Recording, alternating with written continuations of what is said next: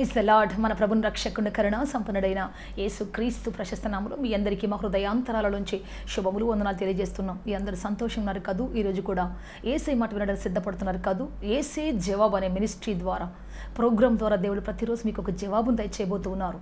మీ అందరూ ఆశీర్వదించబడుతున్నారని మీ మాటల ద్వారా మీ ఫోన్ కాల్స్ ద్వారా విన్నప్పుడు మాకు ఎంతో సంతోషం. ప్రియ దేవుని బిడ్డ, సిస్టర్ ప్రసన్న యూట్యూబ్ ఛానల్ ఖచ్చితంగా సబ్స్క్రైబ్ చేసుకోండి. అనేకులకు షేర్ చేయండి, అనేకులకు పంపించండి. వారు కూడా దీవించబడి ఆశీర్వదించబడాలి, వారు కూడా అంతరంగంలో కట్టబడాలి. ఏదో ఒక మాట వారి జీవితాన్ని తాకుతుంది.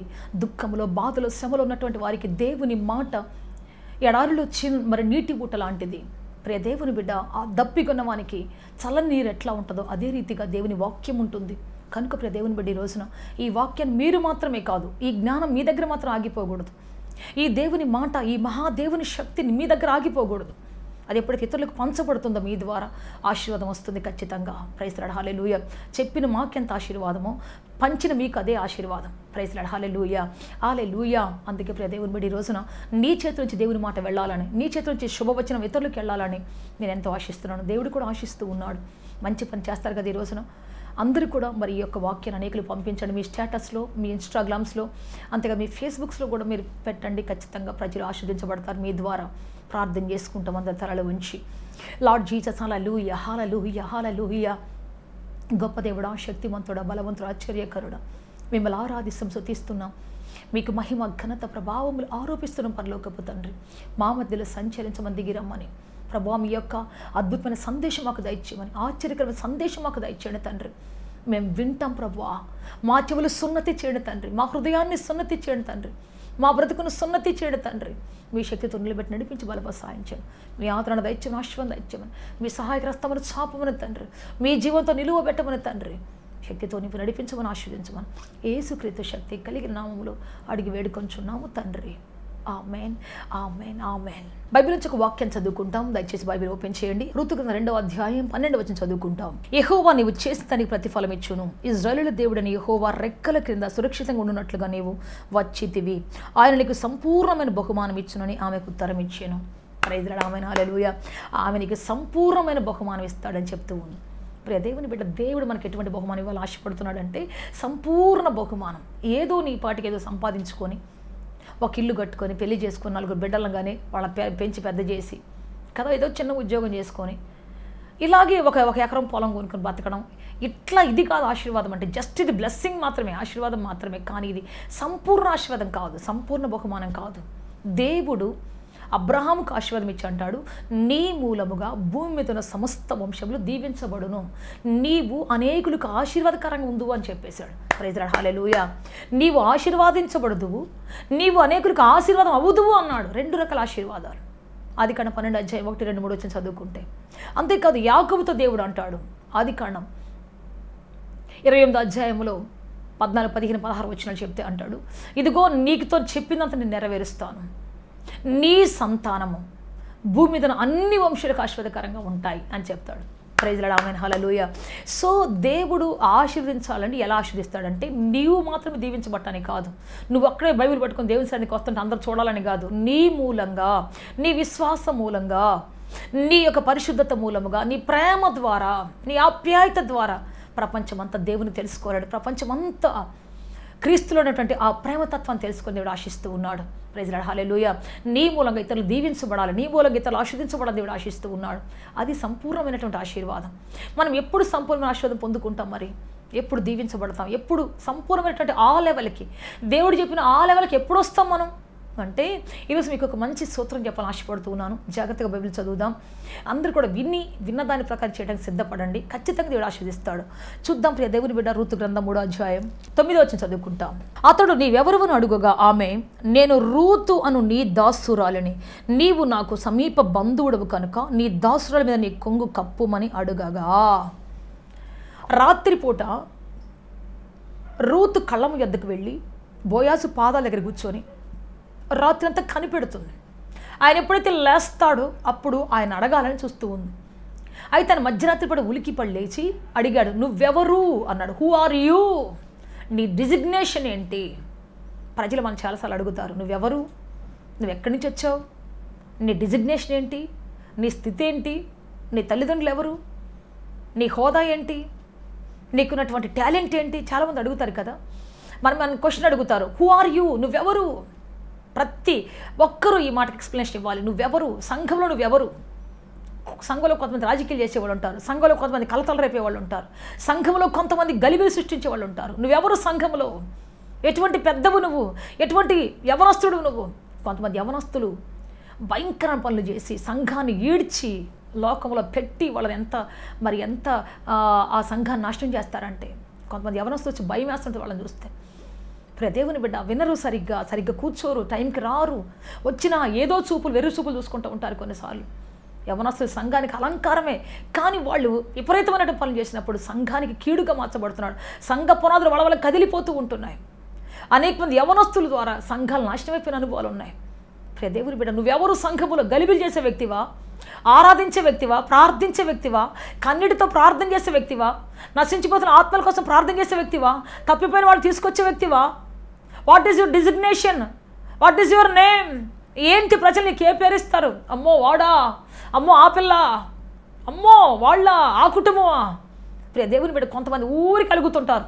ఎన్ని సంవత్సరాలు చర్చికి వచ్చినా చిన్న మాట కలిగి వెళ్ళిపోతుంటారు. ఆ చర్చి, ఈ చర్చి, ఈ కొంప, ఆ కొంప తిరిగి తిరిగి తిరిగి తిరిగి నెత్తిన దుమ్మంత వేసుకొని, ఊర్లోని చెత్తంత నెత్తిన వేసుకొని తిరుగుతూనే ఉంటారు. వాళ్ళు ఎక్కడ ఎవరు ఏమనకూడదు, ఎక్కడ తగ్గించుకోరు. వాళ్ళు ఎక్కడ పోయిన మాస్టర్గా ఉండాలని చూస్తుంటారు, పైన కూర్చోాలని చూస్తుంటారు, అందరూ మాకు పైన నిరాజన పట్టాలని చూస్తుంటారు కదా. కొంతమంది ఉంటారు తగ్గించుకొని, ఎన్ని సంవత్సరాలు వాళ్ళ ఎక్స్పీరియన్స్ ఉన్నా తగ్గించుకొని ప్రార్థన చేస్తారు. వాళ్ళు ఎంత పెద్ద హోదాలో కింద కూర్చుంటారు, ఎంత పెద్ద హోదాలో ఉన్నా కన్నీటి ప్రార్థన చేస్తూ ఉంటారు, సహాయం చేస్తుంటారు, సలహాలు ఇస్తుంటారు, సహకారులుగా ఉంటారు. కొంతమంది వాళ్ళ కుటుంబాలు దీవించబడుతూనే ఉంటాయి, అంచెలంచెలు దీవించబడుతూనే ఉంటాయి. ప్రియ దేవుని బిడ్డ, అందుకే నీ పేరేంటి? సంఘంలో నీ డిజిగ్నేషన్ ఏంటి? ఒకవేళ ప్రజలు నోరు తెచ్చి చెప్పాలని నీ గురించి ఏం చెప్తారు? నీ గ్రామంలో నీ పేరేంటి? నీ వీధిలో నీ పేరేంటి? ఈయన కూడా అదే అడిగాడు. పాద దగ్గర అయితే కూర్చుని దగ్గరికి వచ్చావు, చీకట్లో ఒంటరిగా నడిచి వచ్చావు, అసలు ఏంటి నువ్వు? నీ డిజిగ్నేషన్ ఏంటి? నువ్వేంటి అని అడిగితే అప్పుడు చెబుతున్నామే, అయ్యా నేను రూతు అనేటువంటి నీ దాసురాలనయ్యా అని తన డిజిగ్నేషన్ మొత్తం, తన స్టేటస్ అంతా చెప్పేసింది. ఒకే మాటలో చెప్పేసి, నేను దాసురాలిని. ప్రైజ్ ది లార్డ్, హల్లెలూయా. దాసులకు ఎక్కడైనా స్థానం ఉంటుంది, కానీ బాసులకు ఎక్కడ స్థానం ఉండదు. ఎవరు దాసులుగా బ్రతకాలనుకుంటారో వాళ్ళు మరి ప్రియ దేవుని బిడ్డ ఉన్నత స్థానంలో నిలబడతారు ఖచ్చితంగా. ప్రైజ్ ది లార్డ్, హల్లెలూయా. దేవునికి దాసులుగా, దైవజనులకు, దేవుని పిల్లలకు దాసులుగా ఉండేటువంటి వారు లోకానికి బాసులుగా దేవుడు మారుస్తాడు. ప్రైజ్ ది లార్డ్, హల్లెలూయా. ఒకసారి శిష్యులంతా గొడవ పెట్టుకుంటూ ఉన్నారు, ఒకరినొకరు వివేదించుకుంటూ ఉన్నారు. నేను సీనియర్ని, నేనే మరి మాస్టర్ వెళ్ళిపోయిన తర్వాత, టీచర్ వెళ్ళిపోయిన తర్వాత నేనే నాయకుడిని, నేను గొప్పోండి, నేను బాగా చదివాను, నేను ఎంబీబీఎస్ చదివాను, నేను లూక్ డాక్టర్ని, కాబట్టి నేనే అని చెప్పేసి ఇంకొక ఆయన, కాదు నేను 2 దూరలు పట్టే చేపలు విడిచిపెట్టి నేను యేసు ప్రభువుని వెంబడించాను, త్యాగశీలిని నేనే. ఇంకొక ఆయన, కాదు నేను పెద్ద మరి సంవత్సరం నుంచి వచ్చాను, నాకు పెద్ద సాక్ష్యం ఉంది, నేను పెద్ద టెర్రరిస్ట్ని, బరబ్బా బ్యాచ్ నుంచి వచ్చాను, నేను అంత పెద్ద టెర్రరిజం విడిచిపెట్టి వచ్చాను, నేను గొప్పవాడిని. ఎక్కడ సాక్ష్యం పెట్టిన నా మైకులో ఎక్కువ వచ్చే సాక్ష్యం వీళ్ళందరూ మరి ఆశీర్వదించబడుతూ ఉన్నారు. నా సాక్ష్యం చాలా గొప్పది, యూదా ఇస్కరియోతు సాక్ష్యం చెప్పాలని చెప్పేసి అందరూ అంటున్నారు. కాబట్టి నా సాక్ష్యం గొప్పది, నేనే గొప్పవాడిని. వాళ్ళు ఒకళ్ళొకరు విభేదించుకుంటూ ఉన్నారు, వాళ్ళు ఒకళ్ళొకరు విభేదించుకుంటూ ఉన్నారు, ఒకరినొకరు పొడుచుకుంటూ ఉన్నారు. అట్లాంటి టైంలో యేసయ్య వచ్చి అంటున్నాడు, పిచ్చోళ్ళారా, ఎవడు అధికుడై ఉండాలనుకుంటాడు వాడు అల్పుడై ఉండాలి, ఎవరు గొప్పడు మరి నాయకుడు కావాలనుకుంటాడు అతడు పరిచారకుడై ఉండాలి అని చెప్పేసి కాళ్ళు గడిగి అందరికీ తను మాదిరి చూపించాడు. సో ప్రియ దేవుని బిడ్డ, మినిస్టర్ అంటే అర్థం ఏంటంటే పరిచారకుడు అని అర్థం, అంతే తప్ప పైనకి కూర్చొని ఎవరి గురించి పట్టించుకోకుండా తన ఇష్టాన్ని రాజ్యంగా ఏలుకొని దేవుడిచ్చిన కాలం అంతా తన కోసం వాడుకొని, తన పిల్లలకు, తన కుటుంబం కోసం వాడుకొని ఇతరులు పట్టించుకోకుండా ఉన్నందువల్ల నెక్స్ట్ లెవెల్లో వస్తాడా అంటే రాదు ఖచ్చితంగా. నెక్స్ట్ లెవెల్లో వాళ్ళు పరిపాలన ఉంటారా అంటే ఉండరు ఖచ్చితంగా. యోసేపుకు దేవుడు పరిపాలన కాలం ఇస్తే బయట వాళ్ళు ఎంత బాగా కాపాడాడు, తన కుటుంబాన్ని అంత బాగా కాపాడాడు, తన కుటుంబాన్ని ఎలా పట్టించుకున్నాడు, బయట వాళ్ళు అంతకంటే ఎక్కువ పట్టించుకున్నాడు. అందుకనే సింహాసనం దిగనే లేదు, ఎక్కాడు, చచ్చిపోయిన తర్వాత దిగాడు తప్ప మిగతా అప్పుడు దిగనే లేదు. మరి అదేవిధంగా దానియేలుకు దేవుడు పరిపాలన కాలం ఇస్తే తన ప్రజలను ఎలా కాపాడాడు, అదేవిధంగా రాజు తనకు అప్పగించిన ప్రజలను అలాగే కాపాడాడు. వీళ్ళకి ఎలా న్యాయం చేశాడు, వాళ్ళకి అలాగే న్యాయం చేశాడు. అందరికీ ఒకే న్యాయంగా, అందరికీ ఒకే విధంగా పరిపాలన చేశాడు. అందువల్ల రాజులు మారినా సరే దానియేలు పాత్ర మారలేదు. దానియేలు ఆ సింహాసనం కూర్చొనే ఉన్నాడు. ఎంతమంది రాజులు మారిన అన్ని రాజుల మధ్యలో అతడు గనుడుగా, శ్రేష్ఠుడిగా కూర్చున్నాడు. ప్రైజ్ లార్డ్, హల్లెలూయా. అతని జ్ఞానానికి కొదువ రాలేదు, అతని హోదాకి తక్కువ కాలేదు. ఎప్పుడు కూడా ఎవరు ఎన్నిసార్లు గుంజాలని కింద పడేయాలని చూసినా అతని వాళ్ళ వల్ల కాలేదు. అతను అలాగే నిలబడి ఉన్నాడు. అతను లాగాలని చూసినటువంటి వాళ్ళంతా నశించిపోయారు, సింహాలలో బలైపోయారు, అగ్నికి ఆకుతైపోయారు తప్ప దేవుని బిడ్డ వాళ్ళని ఎవరు మరి ఏం చేయలేకపోయారు. కారణం ఏంటి అంటే వాళ్ళున్న స్థానంలో ఎంత హయ్యర్ లెవెల్ తీసుకొని పోయినా వాళ్ళు బాసులుగా ఉండటానికి పిలిచినా దాసులుగానే ఉన్నారు తప్ప, ప్రజలకు సేవ చేసే వాళ్ళకు ఉన్నారు తప్ప, వాళ్ళ అవసరాలు తీర్చే వాళ్ళకు ఉన్నారు తప్ప, వాళ్ళ అవసరంలో వాళ్ళ దగ్గరికి వెళ్ళి వాళ్ళ పరామర్శించే వాళ్ళకు ఉన్నారు తప్ప, వాళ్ళ దుఃఖంలో ఏంటి అని అడిగేటువంటి వాళ్ళగా ఉన్నారు తప్ప ఇంకేమీ లేదు వాళ్ళ జీవితంలో. సో ప్రియ దేవుని బిడ్డ, దేవుని యొక్క సన్నిధికి మనం వారసులం, అంతేకాదు ప్రతినిధులం. ఆయన ప్రేమను పంపడానికి ఒక ప్రతినిధులం. మనం కండక్టర్స్ అనమాట. కరెంటు ఏ విధంగా ప్రవహిస్తుందో తీగలోంచి ఇళ్లలోనికి మధ్యలో వైర్ ఎలా ఉంటుందో మనం కూడా అటువంటి వాళ్ళమే. పరలోకం నుంచి వచ్చే ప్రేమకు, పరలోకం నుంచి వచ్చేటువంటి ఆ వాక్యానికి, పరలోకం నుంచి వచ్చేటువంటి ఆ శక్తివంతమైనటువంటి మాటకు తీసుకొని మనం ప్రవహింపజేసేటువంటి కండక్టర్స్ మనం అందరం కూడా. అందుకే ప్రియ దేవుని బిడ్డ, మనము దేవుని ప్రేమను ఎప్పుడు పట్టుకొని సిద్ధంగా ఉండాలి. దేవుని కృపను పట్టుకొని ఎప్పుడు సిద్ధంగా ఉండాలి. దేవుడు చెప్పిన మాట వినడానికి ఆయన పరిచారకులకు మనం ఉన్నప్పుడు ఆయన మనల్ని హెచ్చిస్తాడు నాయకులుగా. మాట వెనుకడు మనకి ఇష్టం వచ్చినట్టు వెళ్ళిపోతూ, మాట వెనుకడు మనకి ఇష్టం వచ్చి జీవించుకుంటూ ఉంటే భిక్షగాళం అయిపోతుంది చివరికి, దిక్కులేని వాళ్ళు అయిపోతుంది చివరికి. అందుకే దేవుని మాటకు లోబడినప్పుడు మనం అధికారులు కాబోతున్నాం. తల వంచినప్పుడు మనం అధికారులు కాబోతున్నాం. నీ పేరేంటయ్యా అంటే నేను పరిచారకున్నయ్యా, నువ్వు చెప్పిన వాటి వినేటువంటి నీ పరిచారకున్నయ్యా, నీ పనివాణ్ణయ్యా అని చెప్పేటువంటి స్థితి మన జీవితంలో ఉండాలి. ఇక్కడ మీకు మంచి మాట తెలియజేస్తాను చూడండి. రూతుని ఎవరు నువ్వు అని అడిగినప్పుడు, అయ్యా ఇప్పుడే నాకు అర్థమైంది అయ్యా, నేను వారసురాలిని, ఇప్పుడే తెలిసిందయ్యా నువ్వు నాకు సమీప బంధువుడు అని, నీవు బంధు ధర్మం చేయడానికి కావాల్సినటువంటి అర్హతలు గల వ్యక్తినని, అర్హురాలినని ఇప్పుడే తెలిసిందయ్యా. నీ వంశానికి నేను వంశావళి ఉండటానికి సమర్థవంతమైన దానినని, చాలిన దానిని అర్థమైపోయింది. నువ్వెవరు అంటే నేను అర్హురాలిని, నేను యోగ్యురాలిని, నేను అర్హత కలిగినటువంటి వ్యక్తిని, సామర్థ్యం గల వ్యక్తిని నేను, ఎన్నిక చేయబడిన వ్యక్తిని నేను, త్యాగశీలిని నేను. అంతేకాదు అందరు విడిచిపెట్టి వచ్చినటువంటి మరి త్యాగం గల వ్యక్తిని నేను. అంతేకాదు విధేయురాలని, నేను భక్తిపరురాలని, నేను చాలా మరి మంచిదానని. ఈ విధంగా చెప్పొచ్చు. దాని గురించి చెప్పాలని చాలా ఉన్నాయి చెప్పొచ్చు. అసలు అవేం చెప్పకుండా ఒకటే మాట అంటుంది, నేను దాసురాలనయ్యా, నీ దాసురాలనయ్యా. ప్రైజ్ రాడమైన హల్లెలూయా, హల్లెలూయా, హల్లెలూయా. ఎస్పీ దేవుని బిడ్డ, ఎన్ని అర్హతలు ఉన్నా, ఎన్ని క్వాలిఫికేషన్స్ ఉన్నా, నువ్వు ఎంత అర్హురాలివి, ఎంత గొప్పదానివి, ఎంత యోగ్యత గలదానివి, ఎంత అద్భుతమైన వ్యక్తివి అని చెప్పినా సరే ఆ ఒకటే మాట్లాడదు, అయ్యా నేను దాసురాలనయ్యా, నేను దాస్యత్వం చేయడానికి వచ్చినటువంటి వ్యక్తినయ్యా, పరిచయం చేయడానికి వచ్చినటువంటి వ్యక్తినయ్యా, నీ కుటుంబానికి నీ వంశానికి పేరు తెచ్చే వ్యక్తినయ్యా. ప్రైజ్ లార్డ్, హల్లెలూయా. దాస్యం చేసే వ్యక్తినయ్యా, నేను దాసురాలనయ్యా అని చెప్తూ ఉంది. ఎస్ ప్రియ దేవుని బిడ్డ, ఎప్పుడైతే నువ్వు పరిచయం చేయడం నేర్చుకుంటావో నీ చేతిలో పరిపాలన చేస్తాయి. మీరు యెహోషువ విషయంలో చూడండి, మోషే యెహోషువ విషయంలో చూస్తే మోషే పరిచారకుడు అని రాయబడింది.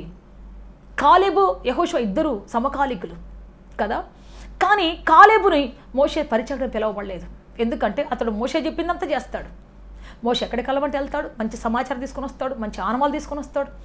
ఎక్కడికి వెళ్ళినా సరే మరి కాలేబు చాలా బలవంతుడు, శక్తివంతుడు, విశ్వాస వీరుడు కదా, తన బలాన్ని మరి పెంపొందింపు చేసుకునేటువంటి వాడు. కానీ మరి యెహోషువ చెప్పబడినట్టుగా మరి మోషే పరిచర్య చెప్పబడలేదు. ఎందుకంటే అతను అన్నీ చేస్తాడు కానీ పరిచర్య మాత్రం చేయడు. చాలామంది సంఘాల్లో వస్తారు, సాయం చేస్తారు, ప్రార్థన చేస్తారు, పాటలు పాడతారు, అన్నీ చేస్తారు. కానీ సేవకుడు తిన్నాడా లేదా, సేవకుడికి ఏ కష్టం ఉంది, సేవకుడు ఏ బలకింతలో ఉన్నాడు, సేవకుడికి ఏది అవసరం అస్సలు పట్టించుకో. దాని గురించి రావటం, ఏదో వాక్యం వినటం, తల వంచి ప్రార్థన చేయించుకోవడం, టఫ మన కానుకెట్టి వెళ్ళిపోవడం, అంతవరకు మళ్ళీ ఆదివారం కనబడతారు. కానీ కొంతమంది ఉంటారు, అమ్మా తిన్నారా, అమ్మా ఏం చేస్తున్నారు, అయ్యా ఎట్లున్నారయ్యా, మీకు బాగాలేదని విన్నాను, ఈ మధ్య జ్వరం వచ్చిందని విన్నాను, లేకపోతే ఈ మధ్య బాగాలేకుండా ఉందని వచ్చాను విన్నాను, ఎలా ఉన్నారయ్యా అడుగుతారు. వాళ్ళకి కావాల్సిన తెచ్చిస్తారు, దేవుడు ప్రేరేపించిందని తీసుకొచ్చిస్తారు. మీరు బాగుంటేనయ్యా మేము బాగుంటాం, అయ్యా మీరు బాగుంటేనే మా జీవితాలు బాగుంటాయి, మంచిగా ఆరోగ్యం బాగు చూసుకోండి అయ్యా అని చెబుతారు. ఉంటారు, కూర్చుంటారు కదా. కొంతమంది ఆప్యాయత ఉంటుంది.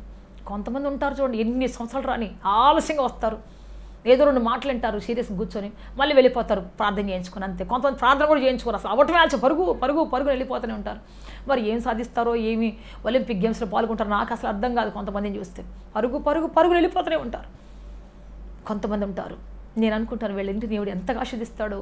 ఒక సేవకుడు ఆకలి గుర్తుపట్టి, ఒక సేవకుడు బాధను గుర్తుపట్టి, ఒక సేవకురాలని యొక్క దుఃఖాన్ని గుర్తుపెట్టి ఓదార్చేవాళ్ళు ఉంటారు కొంతమంది. మేమేం మిషన్స్ కాదు. మాకు కూడా కొన్నిసార్లు బాధలు ఉంటాయి, మాకు కూడా కొన్నిసార్లు రోగాలు ఉంటాయి, సమస్యలు ఉంటాయి. సేవకులను మాకు కూడా కొన్నిసార్లు దుఃఖాలు ఉంటాయి, తెలియనటువంటి దుఃఖాలు ఉంటాయి.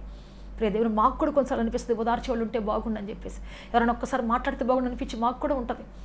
కానీ నోరు తెసి ఎవరిని అడగలేము, దేవుడే చెప్పాలి వాళ్ళకి, దేవుడు చెప్తేనే. కనుక ప్రియ దేవుని బిడ్డ, మరి మోషేకి దుఃఖం వచ్చినప్పుడు, బాధ వచ్చినప్పుడు అనేక సార్లు సొంత ప్రజల చేత తాను ఎవరి కోసం త్యాగంగా దిగి వచ్చాడు, తను ఎవరి కోసం ప్రియ దేవుని బిడ్డ తనకున్నంత విడిచిపెట్టి వచ్చాడు, తన సింహాసనం విడిచిపెట్టి వచ్చాడు, తన రాజరికాన్ని విడిచిపెట్టి వచ్చాడు, ఏ ప్రజలను బయట తీసుకురావాలని తనకున్నటువంటి భాగ్యాన్ని నిందగా ఎంచుకొని వచ్చాడు. అటువంటి ప్రజలే దూషిస్తున్నప్పుడు, అటువంటి ప్రజలే నిందిస్తున్నప్పుడు, అటువంటి ప్రజలే వెన్నుపోటు పడుస్తున్నప్పుడు, అటువంటి ప్రజలే వ్యతిరేకమై నువ్వు పెద్ద రాజువా, నువ్వు పెద్ద లీడర్వా, మేము కూడా లీడర్స్ అని చెప్పేసి ఆయనకు వ్యతిరేకంగా నిలబడినప్పుడు దుఃఖపడి బాధపడి, ఇటువంటి ప్రజల కోసమా నేను ఇంత సమర్పించుకుంది, ఇటువంటి ప్రజల కోసమా సింహాసనం విడిచిపెట్టింది, ఇటువంటి ప్రజల కోసమా ఇంత త్యాగం చేస్తుందని చెప్పేసి కుమిలిపోతున్నప్పుడు యెహోషువ దగ్గరికి వెళ్ళి ఆయన చేతి మీద నీళ్లు పోసి, అయ్యా లేయా భోంచేయ్యా, అతని గుడాలు శుభ్రం చేసి అతనికి ఏం కావాలో సమకూర్చిపెట్టి పరిచారకుడిగా తన సొంత విషయాలు పరిచయం చేసేటువంటి వాడుగా ఉన్నాడు. అందుకే ప్రియ దేవుని బిడ్డ, ఆ పరిచారకుడు దేవుడు ఏం చేశాడు అంటే, చెప్పండి ఏం చేశాడు? మోషే తర్వాత నాయకుడిగా పిలిచాడు. కాలేబుకు కూడా అంత హోదా ఉంది, అంత బలం ఉంది, అంత శక్తి ఉంది. వన్నె తగ్గినటువంటి బలశూరుడు ఆయన, వన్నె తగ్గినటువంటి వీరుడు ఆయన. కానీ ప్రియ దేవుని బిడ్డ, అతడు పరిచారకుల లిస్టులోకి రాలేదు. దేవుడు అతను పిలవలేదు. ఎందుకంటే ఒక సేవకుడిగా తనకు కాసినటువంటి చూడలేదు. ప్రియ దేవుని బిడ్డ, మనం ఎప్పుడైతే పరిచయం చేయడం నేర్చుకుంటామో, పరిపాలన చేయడం ఈజీ, చేస్తాం ఖచ్చితంగా. కానీ పరిచయం చేయాల్సి వచ్చినప్పుడు, కిందికి దిగి పని చేయాల్సి వచ్చినప్పుడు, కిందికి దిగి తన శక్తికి ఏమాత్రము పోల్చినటువంటి కింది కార్లు చేయాల్సి వచ్చినప్పుడు తగ్గించుకున్నటువంటి వాళ్ళు ప్రభు చూస్తూ ఉన్నాడు. వాళ్ళు తగ్గించుకున్నారు ఎక్కువ కృపకు పాత్రలు అవుతారు. ఎవరు తగ్గించుకుంటారో వారు ఎక్కువ కృపకు పాత్రలు అవుతారు. అందనటువంటి శిఖరాలు ఎక్కుతారు, ఊహించినటువంటి సింహాసనాలు ఎక్కుతారు, ఊహించినటువంటి ఉన్నత శిఖరాలు చేరుకుంటాడు. Praise the lord, hallelujah hallelujah హల్లెలూయా.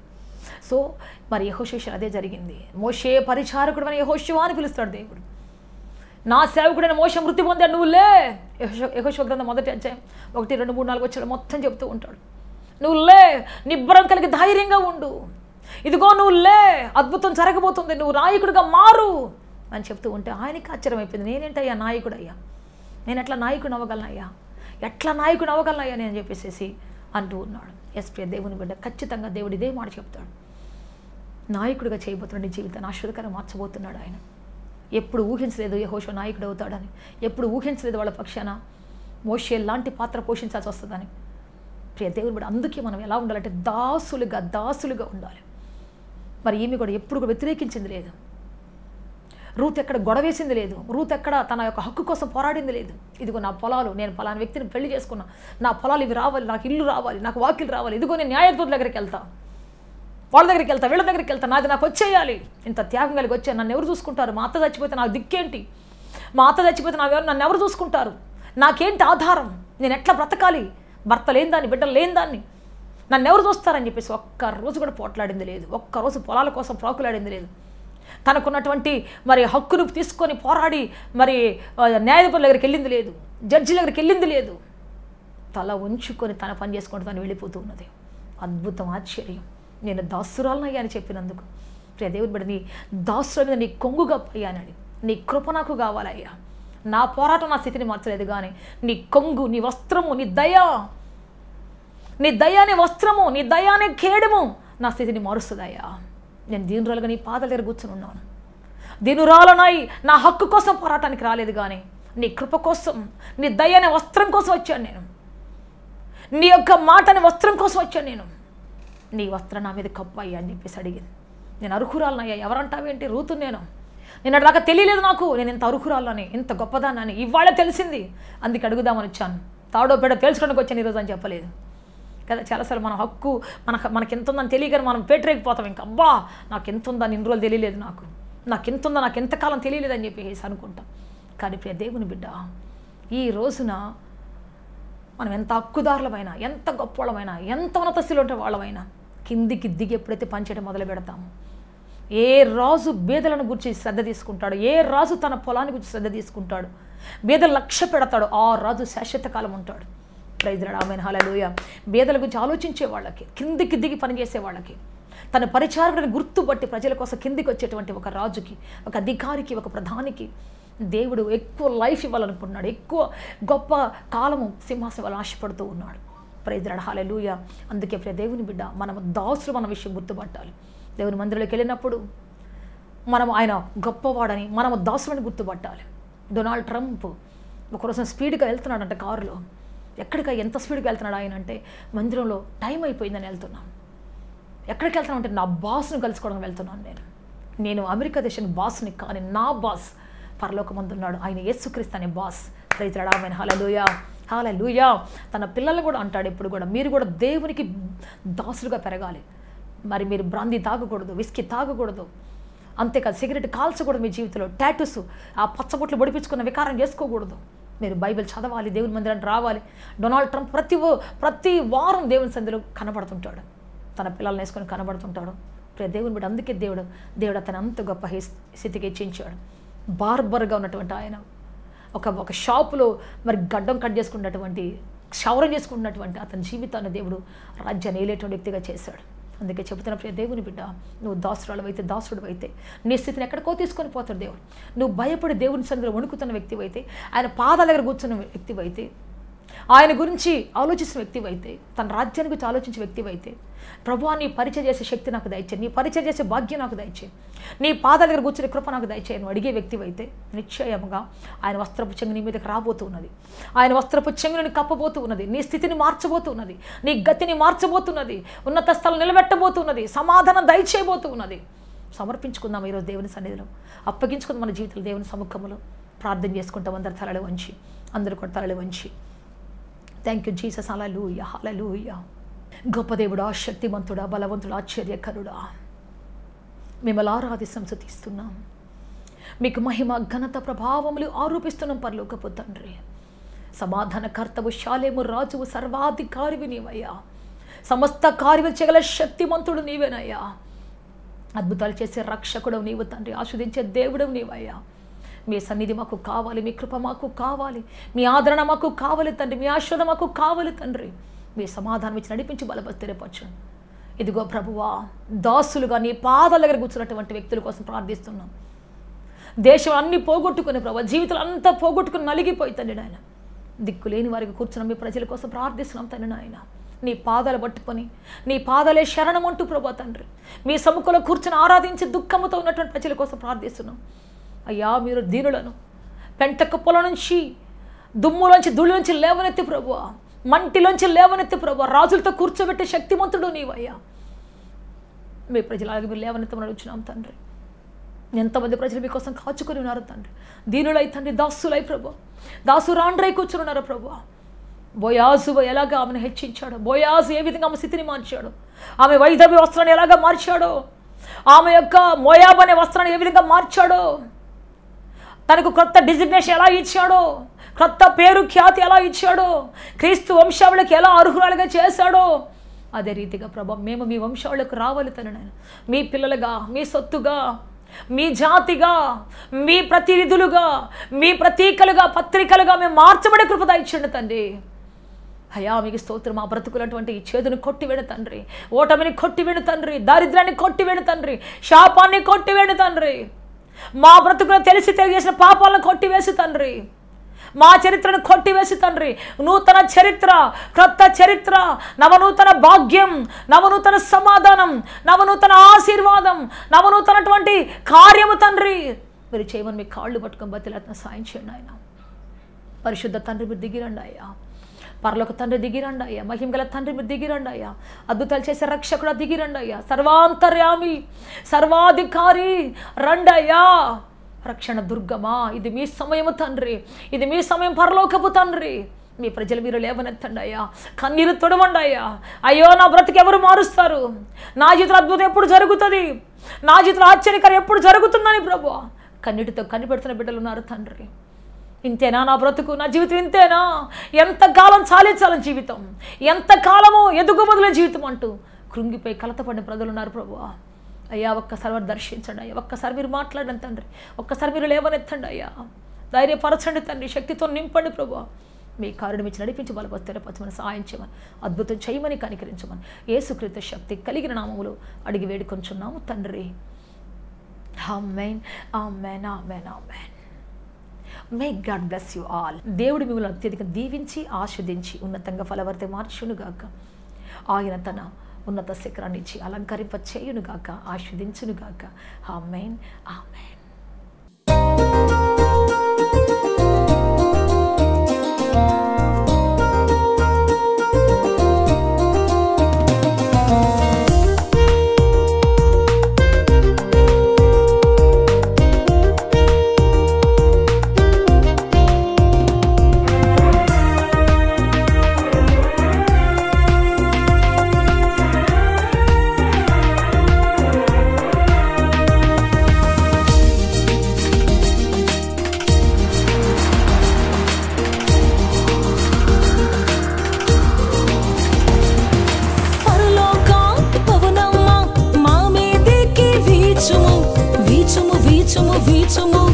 ప్రకాశమైన పావురమా మాపై వచ్చి వ్రాలుము వ్రాలుము వ్రాలుము వ్రాలుము. పరలోక పవనమ్మా మా మీదికి వీచుము వీచుము వీచుము వీచుము. ప్రకాశమైన పావురమా మాపై వచ్చి వ్రాలుము వ్రాలుము వ్రాలుము వ్రాలుము.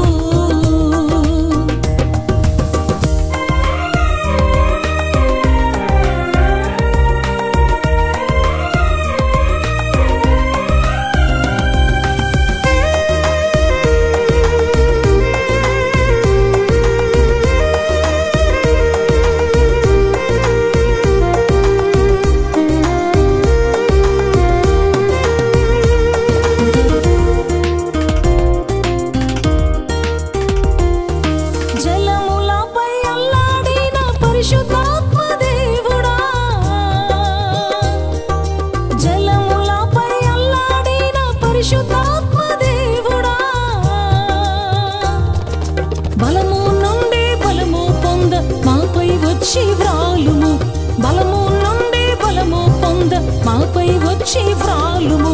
పరలోక పవనమ్మ మా మీదికి వీచుము వీచుము వీచుము వీచుము.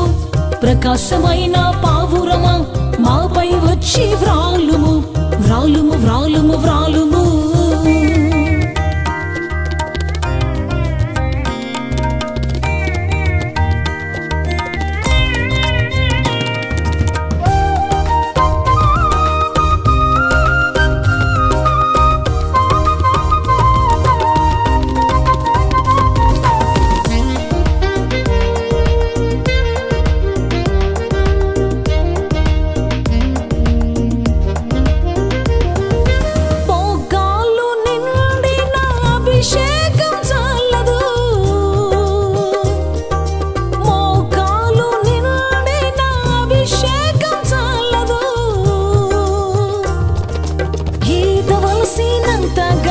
అభిషేకంతో నింపుము ఈదవలసినంతగా అభిషేకంతో నింపుము.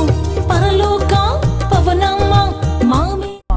హోలీ ప్యారడైజ్, KH వాడ, నవాబ్పేట, నెల్లూరు, ఆంధ్రప్రదేశ్, ఇండియా. మా ఫోన్ నంబర్లు 9247 807 63